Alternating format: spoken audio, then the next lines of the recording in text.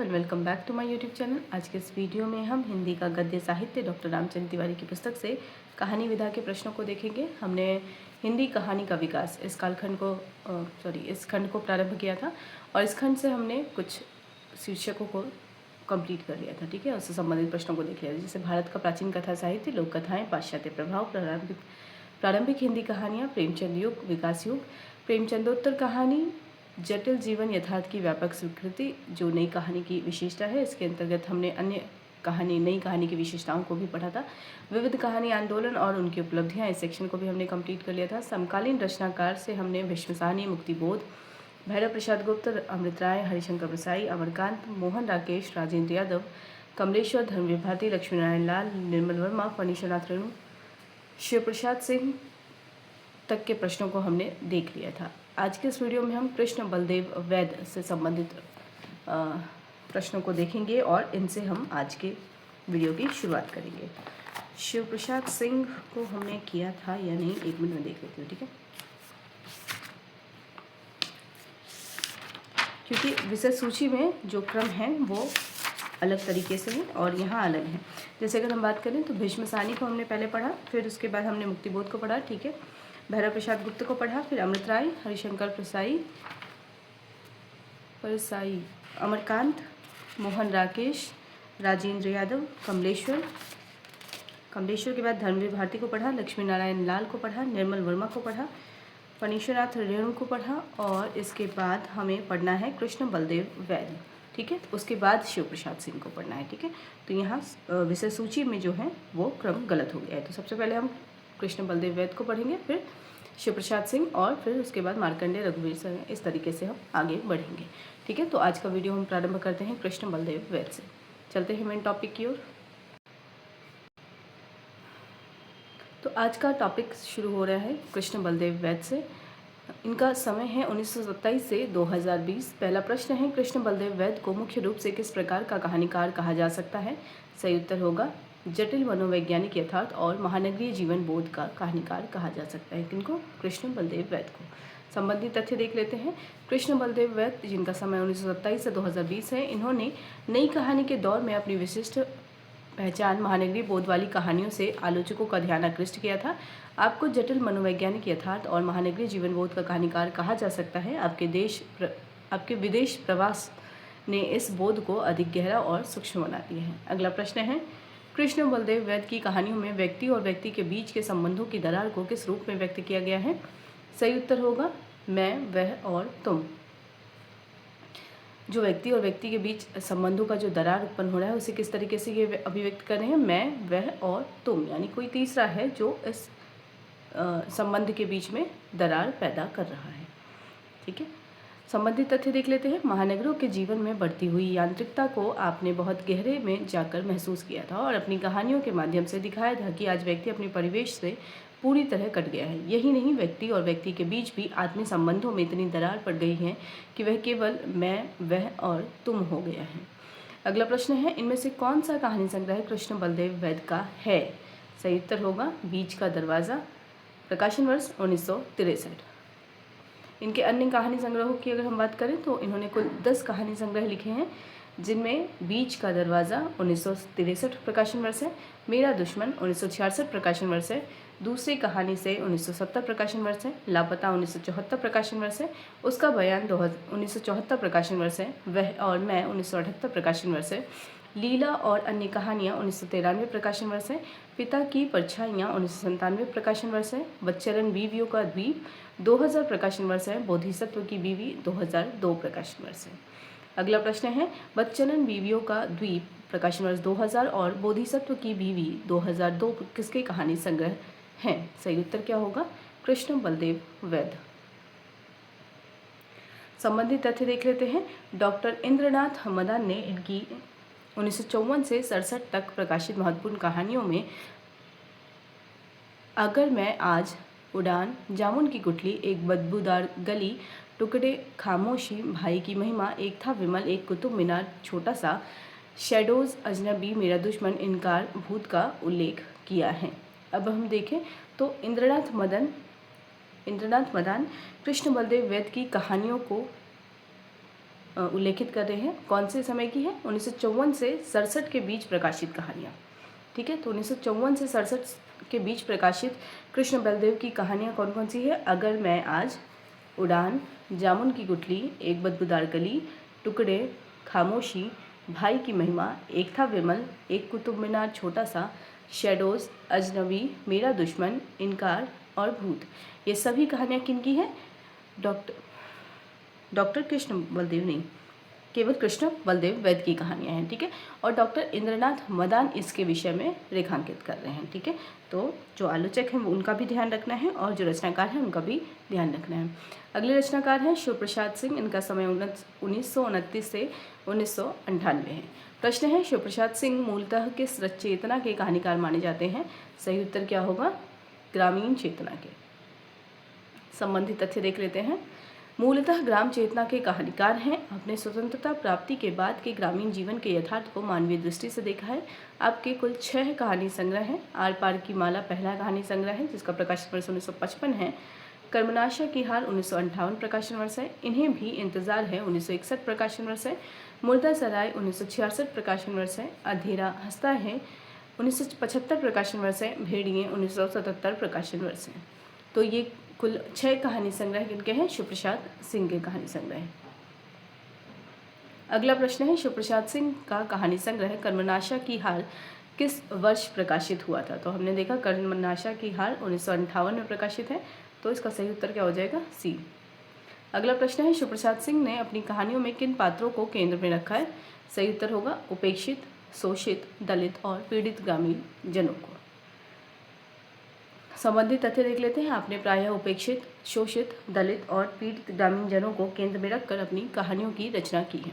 अगला प्रश्न है, दादी माँ और नन्ही जैसी चर्चित कहानियों के लेखक कौन हैं? नन्हो ही है। ठीक है, होना चाहिए नन्ही, लेकिन पुस्तक में भी नन्हो लिखा हुआ है। ठीक है, तो दादी माँ और नन्हो जैसी चर्चित कहानियों के लेखक कौन है? तो उत्तर क्या हो जाएगा? शिव प्रसाद सिंह। तो कहानियों को भी आपको याद रखना है और कहानी संग्रह जो प्रकाशन वर्ष के साथ दिया गया है वो भी आपको याद रखना है कि किनका है। ठीक है, संबंधित तथ्य देख लेते हैं। आपकी दादी माँ और भी कहानी है, जैसे दादी माँ है, आर पार की माला है, कर्मनाशा की हार है, नन्हो है, इन्हें भी इंतजार है। ये सभी कहानियाँ किनकी है? शिव प्रसाद सिंह की कहानी है। अगला प्रश्न है, शिव प्रसाद सिंह ने रेणु से भिन्न अपना स्वतंत्र मार्ग किन तत्वों के माध्यम से बनाया? सही उत्तर क्या होगा? ग्रामीण जीवन के खुरदुरे यथार्थ और अच्छाई बुराई दोनों को देखकर। ठीक है, क्योंकि दोनों ही अंचल विशेष या ग्रामीण अंचल की बात करें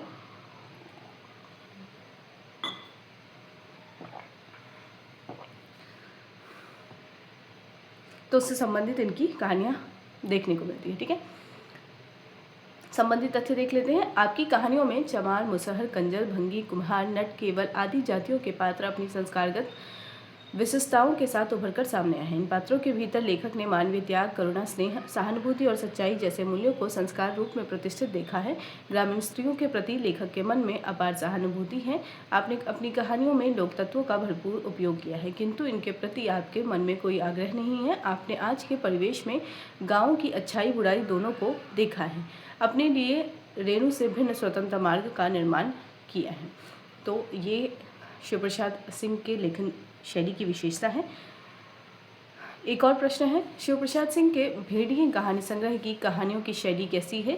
सही उत्तर होगा सहज सपाट शैली। संबंधित तथ्य देख लेते हैं। इधर भेड़िए संग्रह की कहानियों में आपने ग्रामीण जीवन के खुरदुरे यथार्थ को सहज सपाट शैली में व्यक्त किया है।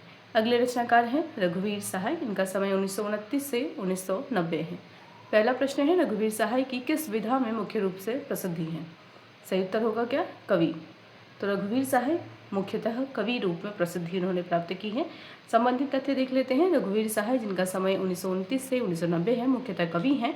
नई कहानी के दौर में आपने भी नई संवेदना और नए नैतिक बोध से जुड़ी मानसिकता को व्यक्त करने वाली कहानियाँ लिखी थी। आपकी कहानियों के 3 संग्रह हैं। सीढ़ियों पर धूप में प्रकाशन वर्ष 1960, रास्ता इधर से है प्रकाशन वर्ष 1972 और जो आदमी हम बना रहे हैं प्रकाशन वर्ष 1982।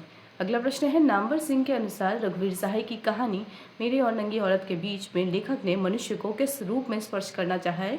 सही उत्तर होगा नीरे मनुष्य के रूप में।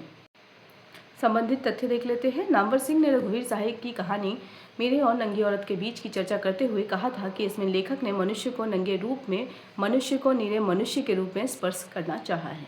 तो यह कथन भी आपके लिए महत्वपूर्ण है और नामवर सिंह का यह कथन और रघुवीर सहाय की ये कहानी भी महत्वपूर्ण है। अगला प्रश्न है, सीढ़ियों पर धूप में प्रकाशन वर्ष 1960 किसका प्रसिद्ध रचना संग्रह है जिसमें कहानियां भी संकलित है? सही उत्तर होगा रघुवीर सहाय। अगला प्रश्न है, डॉक्टर इंद्रनाथ मदान ने रघुवीर सहाय की किन कहानियों के आधार पर हिंदी कहानी के बदलते स्वरूप को पहचानने की बात कही है? सही उत्तर होगा सेब, मुठभेड़ और 3 मिनट।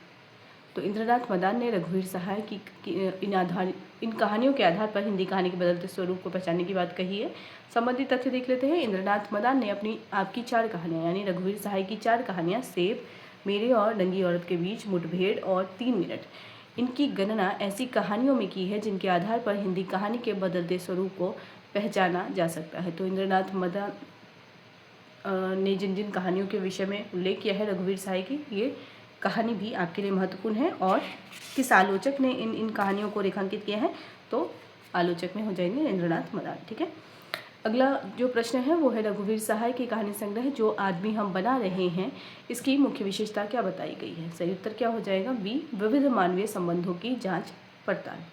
संबंधित तथ्य देख लेते हैं। जो आदमी हम बना रहे हैं संग्रह की समीक्षा करते हुए हरदयाल ने कहा है। ठीक है, इस संग्रह की समीक्षा करते हुए किसने कहा है? हरदयाल ने कहा है उनकी कहानियाँ विविध मानवीय संबंधों की जांच पड़ताल की कहानियाँ हैं। अगले रचनाकार हैं मार्कंडे। मार्कंडे का समय है 1932 से 2010। पहला प्रश्न है, मार्कंडे को मुख्य रूप से किस चेतना का रचनाकार माना जाता है? सही उत्तर क्या होगा? प्रगतिशील और ग्रामीण चेतना। संबंधित तथ्य देख लेते हैं। प्रगतिशील चेतना के प्रखर पक्षधर और ग्रामीण चेतना के सशक्त रचनाकार हैं। नई कहानी के दौर में ही मार्कंडे ने नई ग्रामीण जीवन व्यवस्था तथा उस पर मानसिकता के प्रति अपनी तीखी आलोचनात्मक दृष्टि का परिचय दिया था। अगला प्रश्न है, मार्कंडे का कहानी संग्रह हंसा जाई अकेला किस वर्ष प्रकाशित हुआ था? सही उत्तर क्या होगा? 1957। इनके अन्य कहानी संग्रह की अगर हम बात करें तो पान फूल, प्रकाशन वर्ष 1954, पत्थर और परछाइयाँ 1956, महुए का पेड़ 1957, हंसा जाई अकेला 1957, भूदान 1958, माही 1962, बीच के लोग 1975। ये सभी कहानी संग्रह मार्कंडे के कहानी संग्रह है। प्रकाशन वर्ष भी आप याद रखेंगे।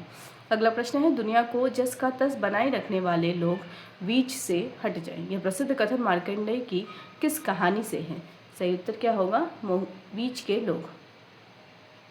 ठीक है, प्रश्न अगर पूछा जाए दुनिया को जस का तस बनाए रखने वाले लोग बीच से हट जाएं, यह किनका कथन है? तो मार्कंडे का कथन है या मार्कंडे के ये शब्द हैं। और कहानी का नाम क्या है? बीच के लोग। संबंधित तथ्य देखते हैं। मार्कंडे सामाजिक विषमता और विसंगति के चित्रण तक ही अपने को सीमित नहीं रखते। वे बेहतर समाज के निर्माण के लिए क्रांतिकारी बदलाव में विश्वास रखते हैं। इसलिए वे यथास्थितिवाद के समर्थकों का खुलकर विरोध करते हैं। बीच के लोग कहानी में वे कहते हैं, तो यह जो कहानी है बीच के लोग, यह भी आप याद रखेंगे कि यह मार्कंडे की कहानी है।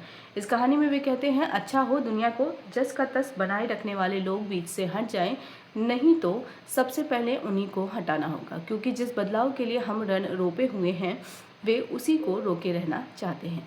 अगला प्रश्न है, ये कथन भी महत्वपूर्ण है, कहानी भी महत्वपूर्ण है और कहानीकार जो है मार्कंडे, यह भी महत्वपूर्ण है। ठीक है, तो अभी हमने 3 कहानीकार को देखा था, कृष्ण बलदेव वैद्य को, शिव प्रसाद सिंह को, रघुवीर सहाय को, और अब हम चौथा देख रहे हैं मार्कंडे को। अगला प्रश्न है, इनमें से कौन सा कहानी संग्रह मार्कंडे का नहीं है? सही उत्तर होगा खाली जेब मार्कंडे की रचना नहीं है। महुए का पेड़, पान फूल और माही, ये तीनों मार्कंडे की रचना है। अगला प्रश्न है, मार्कंडे को जनवादी कहानी लेखक किस रूप में देखते हैं? सही उत्तर होगा जनवादी कहानी परंपरा को समृद्ध करने वाले के रूप में देखते हैं। संबंधित तथ्य देख लेते हैं। जनवादी कहानी लेखक मार्कंडे को जनवादी कहानी परंपरा को समृद्ध और विकसित करने वाले रचनाकार के रूप में देखते हैं। अगला प्रश्न है, डॉक्टर मधुकर गंगाधर, जिनका समय 1933 से 2020 है। पहला प्रश्न है, डॉक्टर मधुकर गंगाधर की कहानियों का मुख्य कथा क्षेत्र कहाँ के गांव है? सही उत्तर क्या होगा? बिहार। ठीक है, इनकी कहानियों का मुख्य जो क्षेत्र है वो कौन सा है? बिहार के गांव का चित्रण इनकी कहानियों में मिलता है। आपकी कहानियों का मुख्य कथा क्षेत्र बिहार के गांव हैं। अगला प्रश्न है, मछलियों की चीख और बर्गर किसके कहानी संग्रह हैं? सही उत्तर होगा मधुकर गंगाधर। मछलियों की चीख और बर्गर ये दोनों कहानी संग्रह किनके हैं? मधुकर गंगाधर की कहानी संग्रह। इनके अब तक 10 कहानी संग्रह प्रकाशित हुए हैं। जैसे पहला है नागरिकता के छिलके, प्रकाशन वर्ष 1956, 3 रंग 13 चित्र 1958, हिरना की आंखें 1959, गर्म गोश्त बर्फीली तासीर 1965, शेर छाप कुर्सी 1976, गांव कस्बा नगर 1982, उठे हुए हाथ 1983, मछलियों की चीख 1983, 100 का नोट 1986, बर्गर 1988। तो बर्गर है या बर्गर है? बर्गर है, ठीक है। तो ये सभी कहानी संग्रह मधुकर गंगाधर के कहानी संग्रह प्रकाशन वर्ष के साथ आप इसे याद रखेंगे। अगले रचनाकार हैं रमेश बख्शी।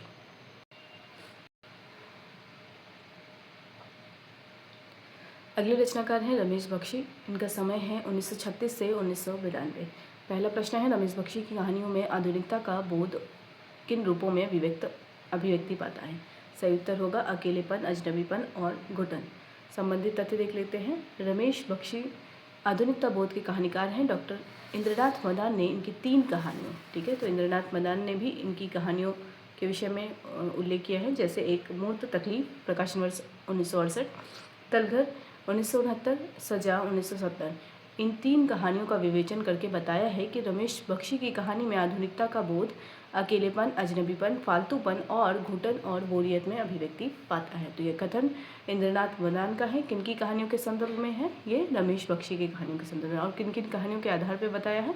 सजा, तलघर और एक अमूर्त तकलीफ। अगला प्रश्न है, रमेश बख्शी की किस लंबी कहानी में माँ, पिता, पत्नी के प्रति अत्यधिक क्रोध, आक्रोश, घृणा को रेखांकित किया गया है? सही उत्तर होगा पिता दर पिता। तो रमेश बख्शी की एक लंबी कहानी है पिता दर पिता, यह भी आपके लिए महत्वपूर्ण हो जाता है। संबंधित तथ्य देख लेते हैं। आपकी पिता दर पिता, प्रकाशन वर्ष 1971, शीर्षक लंबी कहानी की समीक्षा करते हुए सुरेंद्र तिवारी ने, ठीक है, तो आलोचक कौन से हो गए? सुरेंद्र तिवारी। इन्होंने अनुभव किया है कि माँ, पिता, पत्नी के प्रति अत्यधिक आक्रोश जो कहीं कहीं अनायास ही घृणा का रूप पा लेता है, बख्शी की कहानियों की पहचान है। अगला प्रश्न है, रमेश बख्शी 1960 के बाद किस दार्शनिक रुझान से प्रभावित आधुनिकता बोध के रचनाकार हैं? सही उत्तर होगा अस्तित्ववाद। संबंधित तथ्य देख लेते हैं। सब मिलाकर देखा जाए तो आप 1960 के बाद हिंदी कहानी में आने वाले अस्तित्ववादी रुझान से प्रभावित आधुनिकता बोध के रचनाकार हैं। अगला प्रश्न है, रमेश बख्शी का कहानी संग्रह रक्तचाप का प्रकाशन वर्ष क्या है? सही उत्तर होगा बी 1983। अन्य कहानी संग्रहों को भी देख लेते हैं। इनके कुल 7 कहानी संग्रह प्रकाशित हुए हैं, जिनमें मेज पर टिकी हुई कुहनियाँ 1963, पिता दर पिता 1971, एक अमूर्त तकलीफ 1972, श्वासन 1980, शवासन 1980, रक्तचाप 1983, खाली जेब 1988, टुकड़े टुकड़े 1988। तो ये सभी कहानी संग्रह रमेश बख्शी के कहानी संग्रह हैं। अगले रचनाकार हैं रविंद्र कालिया। इनका समय है 1938 से 2016। प्रश्न है, रविंद्र कालिया किस कहानी आंदोलन से जुड़े हुए रचनाकार रहे हैं? सही उत्तर होगा अकहानी। संबंधित तथ्य देख लेते हैं। रविंद्र कालिया अकहानी आंदोलन से जुड़े हुए रचनाकार हैं। प्रश्न अगला है, रविंद्र कालिया का चर्चित कहानी संग्रह 9 साल छोटी पत्नी कब प्रकाशित हुआ था? सही उत्तर हो जाएगा 1969। 9 साल छोटी पत्नी कहानी संग्रह है रविंद्र कालिया का, प्रकाशन वर्ष 1969। अन्य कहानी संग्रहों को भी देख लेते हैं। आपकी कहानियों में भी संतरास, विसंगति, तनाव, अजनबीपन, ऊब आदि का चित्रण देखा जा सकता है। आपके कुल 9 कहानी संग्रह प्रकाशित है, जिनमें 9 साल छोटी पत्नी 1969 प्रकाशन वर्ष, काला रजिस्टर 1972 प्रकाशन वर्ष, गरीबी हटाओ 1976 प्रकाशन वर्ष, गली कूचे 1976 प्रकाशन वर्ष, चकैया नीम 1979 प्रकाशन वर्ष, बाकेलाल 1982 प्रकाशन वर्ष, राग मिलावट मालकोश 1985 प्रकाशन वर्ष, 27 साल की उम्र तक 1987 प्रकाशन वर्ष, जरा सी रोशनी 2002 प्रकाशन वर्ष। तो ये सभी कहानी संग्रह और इनके प्रकाशन वर्ष को आप ध्यान रखेंगे। ये सभी कहानी संग्रह रविंद्र कालिया के कहानी संग्रह हैं। इधर की कहानियों में आपने सामाजिक संदर्भों को अधिक महत्व दिया है। अगला प्रश्न है, गरीबी हटाओ प्रकाशन वर्ष 1976 कहानी संग्रह में रविंद्र कालिया ने किस नगर की गरीबी और बेरोजगारी को मूर्त किया है? सही उत्तर हो जाएगा मुंबई या बम्बई। अगला प्रश्न है, विवेकी राय के अनुसार रविंद्र कालिया के गरीबी हटाओ संग्रह में मुख्य पात्र मोहन के परिवार के माध्यम से किसे उजागर किया गया है? सही उत्तर हो गया औद्योगिक व्यवस्था की विसंगति और दीनता को। संबंधित तथ्य देख लेते हैं। गरीबी हटाओ यह कहानी संग्रह भी रविंद्र कालिया का है। इस संग्रह की कहानियों की समीक्षा करते हुए विवेकी राय ने, समीक्षक का नाम क्या हो गया? विवेकी राय। विवेकी राय ने लिखा है, गरीबी हटाओ में कथाकार कौन है? मोहन है। गरीबी हटाओ में कथाकार मोहन के परिवार की गरीबी के इर्द गिर्द रहता है।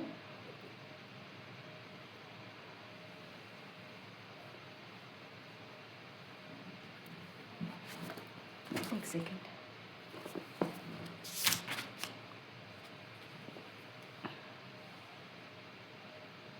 गरीबी हटाओ में कथाकार मोहन के परिवार की गरीबी के इर्द गिर्द रहता है। भोजन, वस्त्र, मकान, शिक्षा, जीविका और प्रतिष्ठा आदि सारे सामाजिक परिप्रेक्ष्य सामने हैं। पर्दे में जो वस्तु है वह है व्यवस्था, जिसमें औद्योगिक दौड़ धूप की गहमा गहमी, बड़े नगर की बेरोजगारी, गरीबी और दीनता अपने चरमोत्कर्ष पर है। यहाँ भी देखा जाए तो लेखक ने विसंगति को ही मूर्त किया है। बम्बई जैसे महानगर में एक ओर उद्योगपतियों की जगमगाती हुई खुशहाल जिंदगी है, दूसरी ओर चौल में रहने वालों का नारकीय जीवन। इस विसंगति को उभारने में लेखक का रुख गंभीर नहीं हो पाया है। इसे लेखक की शिल्पगत कमजोरी माना जाएगा। संभवतः अभी रविंद्र कालिया और कहानी आंदोलन के दौर के संस्कारों से मुक्त नहीं हो सके हैं। तो विवेकी राय का यह जो कथन है यह आपके लिए महत्वपूर्ण हो जाएगा रविंद्र कालिया के कहानी संग्रह गरीबी हटाओ के संदर्भ में। अगले रचनाकार हैं शैलेश मटियानी। इनका समय है 1931 से 2001। ठीक है। प्रश्न है, शैलेश मटियानी को मुख्य रूप से किस क्षेत्र के जीवन यथार्थ को मूर्त करने वाला रचनाकार माना जाता है? सही उत्तर होगा क्या? कुमायूं अंचल। संबंधित तथ्य देख लेते हैं। कुमायूं अंचल के जीवन यथार्थ को मानवीय संवेदना के स्तर पर मूर्त करने वाले रचनाकार हैं। आपने नई कहानी के दौर से ही लिखना आरंभ किया था। अगला प्रश्न है, शैलेश मटियानी का प्रथम कहानी संग्रह दो सुखों का एक सुख किस वर्ष प्रकाशित हुआ था? सही उत्तर हो जाएगा बी 1961। संबंधित तथ्य देख लेते हैं, यानी इनके अन्य कहानी संग्रहों को देख लेते हैं। सबसे पहला है दो दुखों का एक सुख। शैलेश मटियानी का है कहानी संग्रह दो दुखों का एक सुख, प्रकाशन वर्ष 1961। प्रकाशन वर्ष 1961। ठीक है। सुहागिनी तथा अन्य कहानियाँ, प्रकाशन वर्ष 1966। हारा हुआ, प्रकाशन वर्ष 1970। तीसरा सुख 1972। हत्यारे 1973।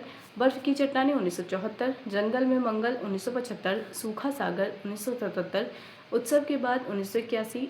प्यास और पत्थर 1982। भविष्य तथा अन्य कहानियाँ 1982। छिद्दा पहलवान वाली गली 1983। महाभोज 1975। महाभोज जो ये हैं ये शैलेश मटियानी की कहानी संग्रह है। ठीक है, याद रखेंगे आप। चील 1976। कोहरा 1980। अहिंसा 1987। नाच जमूरे नाच 1989। नदी किनारे का गांव 1992। ये सभी कहानी संग्रह किनका है? शैलेश मटियानी का है। अगला प्रश्न है, मटियानी की कहानियों में कुमायूं के प्राकृतिक सौंदर्य के साथ और क्या प्रमुखता से मिलता है? सही उत्तर होगा जनजीवन का दारुण अभाव और संघर्ष। संबंधित तथ्य देख लेते हैं। आपकी कहानियों में एक और कुमायूं अंचल के पहाड़, वन, खेत, फूल, पर्व, त्योहार, व्रत, संस्कार, रूढ़ियाँ और विश्वास है, तो दूसरी ओर जनजीवन का दारुण अभाव और संघर्ष।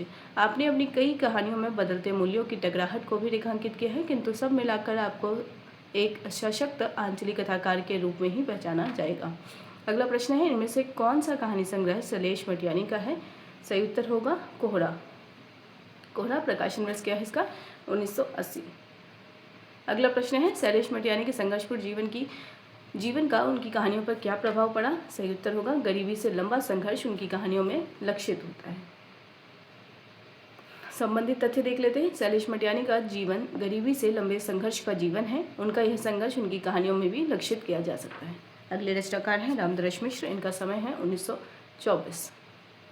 ठीक है, हालांकि इनकी मृत्यु हो गई है, लेकिन जब ये पुस्तक प्रकाशित हुई है तब वो जीवित थे। संबंधित तथ्य देख लेते हैं। रामदरस मिश्र की कहानियों का मूल अक्षय स्रोत क्या है, जिसे वे अपनी ठोस जमीन मानते हैं? सही उत्तर होगा उनका अपना गांव और प्रकृति। संबंधित तथ्य देख लेते हैं। सभी प्रकार की गुटबंदियों से अलग व्यापक मानवीय संवेदना के स्तर पर जीवन की विसंगतियों को मूर्त करने वाले रचनाकार हैं। आपकी रचनाओं में स्वतंत्रता प्राप्ति के बाद गांवों के जीवन में आने वाले बदलाव और उसके परिणाम स्वरूप बढ़ती हुई गरीबी, अभाव, अशिक्षा और टूटते बिखरते मूल्यों का बड़ा ही मार्मिक और सजीव चित्रण हुआ है। आपने अपनी रचना दृष्टि के अक्षय स्रोत की ओर संकेत करते हुए लिखा है। तो यह जो कथन है, यह कथन रामदर्श मिश्र का है और यह आपके लिए भी इम्पॉर्टेंट है। क्या है इस कथन में? वह गांव जिसमें मैंने जीने की शक्ति, जीवन के प्रति आस्था और मूल्य प्राप्त किए हैं, प्रकृति से जूझने की शक्ति और उससे रस ग्रहण करने की सहृदयता पाई है, यही मेरे ठोस जमीन है जो मुझ में मेरे लेखन में रही हैं या मैं और मेरा लेखन जिस पर रहा है। ऐसा नहीं कि आपने महानगरीय जीवन की विसंगतियों को नज़रअंदाज किया है। तो ये जो कथन है, वह गांव से लेकर जिस पर रहा है, मेरा लेखन जिस पर निर्भर रहा है, यह कथन रामदर्श मिश्र का है और यह आप लोगों के लिए भी इम्पॉर्टेंट है। अगला प्रश्न है, रामदर्श मिश्र के किस कहानी संग्रह के मध्यवर्गीय जीवन की कुंठा, निराशा और तनाव की प्रवृत्तियाँ उभरी हैं? सही उत्तर क्या होगा? सर्पदंश। तो ये सर्पदंश जो कहानी संग्रह है, रामदर्श मिश्र का है। संबंधित तथ्य देख लेते हैं। आपके इधर की कहानी संग्रह सर्पदंश में मध्यवर्गीय जीवन की कुंठा, निराशा, तनाव, अकेलेपन का बोध आदि प्रवृत्तियां भी उभरी हैं, किंतु लेखक इन्हें मानव की नियति मानकर निष्क्रिय हो जाने में विश्वास नहीं करता। प्रत्येक स्थिति में वह जीवन के प्रति आस्था और विश्वास बनाए रखता है। बेहतर जिंदगी के लिए संघर्ष की चेतना का अक्षय स्रोत उसमें विद्यमान है। आज के जीवन में चारों ओर मूल्यहीनता और भ्रष्टाचार व्याप्त है। अगला प्रश्न है, रामदर्श मिश्र की दृष्टि सदैव किसकी ओर उन्मुख रही है? सही उत्तर होगा बी, एक बेहतर दुनिया के निर्माण की ओर इनकी दृष्टि उन्मुख रही है। संबंधित तथ्य देख लेते हैं। समय के साथ निरंतर गतिशील मिश्र जी की दृष्टि सदैव मनुष्य के दुख दर्द के मूल स्रोतों को पहचान कर उसके लिए एक बेहतर दुनिया के निर्माण की ओर उन्मुख रही है। इसलिए वे आज भी सक्रिय और नई पीढ़ी के लिए प्रेरणा स्रोत बने हुए हैं। अगला प्रश्न है, रामदर्श मिश्र का नवीनतम कहानी संग्रह 2020 में प्रकाशित हुआ है, इनमें से कौन सा है? नवीनतम कौन सा है? सही उत्तर होगा सपनों भरे दिन। इनके कहानी संग्रहों को देख लेते हैं। इनके कुल 14 कहानी संग्रह प्रकाशित हुए हैं, जिनमें खाली घर पहला है, जिसका प्रकाशन वर्ष 1969 है। एक वह 1974 प्रकाशन वर्ष है। दिनचर्या 1979 प्रकाशन वर्ष है। सर्पदंश 1982 प्रकाशन वर्ष है। वसंत का एक दिन 1982 प्रकाशन वर्ष है। अपने लिए 1992 प्रकाशन वर्ष है। आज का दिन भी 1996 प्रकाशन वर्ष है। एक कहानी लगातार 1997 प्रकाशन वर्ष है। फिर कब आएंगे 1998 प्रकाशन वर्ष है। विदूषक 2002 प्रकाशन वर्ष है। स्वप्नभंग 2013 प्रकाशन वर्ष है। इस बार होली में 2017 प्रकाशन वर्ष है। सपनों भरे दिन 2020 प्रकाशन वर्ष। जिंदगी लौट आई थी 2020 प्रकाशन वर्ष। अगला प्रश्न है, रामदर्श मिश्र की कहानियाँ पाठकों को क्या प्रदान करती हैं? सही उत्तर होगा मूल्यहीनता से लड़ने की शक्ति और ऊर्जा। संबंधित तथ्य देख लेते हैं। आपकी कहानियाँ इस मूल्यहीनता से लड़ने की शक्ति और ऊर्जा प्रदान करती है। अगले रचनाकार है शेखर जोशी। इनका समय 1932 से 2022 है। प्रश्न है, शेखर जोशी की पहली कहानी दाज्यू, जिसका प्रकाशन वर्ष 1953 है, किस संपादक द्वारा संपादित संकेत में प्रकाशित हुई थी? तो संकेत क्या है? एक पत्रिका का नाम है और इसके संपादक कौन है, ये प्रश्न पूछा जा रहा है। ठीक है, जो कहानी है शेखर जोशी की पहली कहानी कौन सी है? दाज्यू। प्रकाशन वर्ष क्या हो गया? 53। कौन सी पत्रिका में प्रकाशित हुई थी? संकेत में, लेकिन संपादक का नाम पूछा जा रहा है। तो संपादक कौन थे? अश्क जी थे। संबंधित तथ्य देख लेते हैं। शेखर जोशी ने नई कहानी के दौर में ही लिखना आरंभ किया था, किंतु उस समय भी अपने अपने को तथाकथित अस्तित्ववादी आधुनिकता के दायरे से मुक्त रखा था।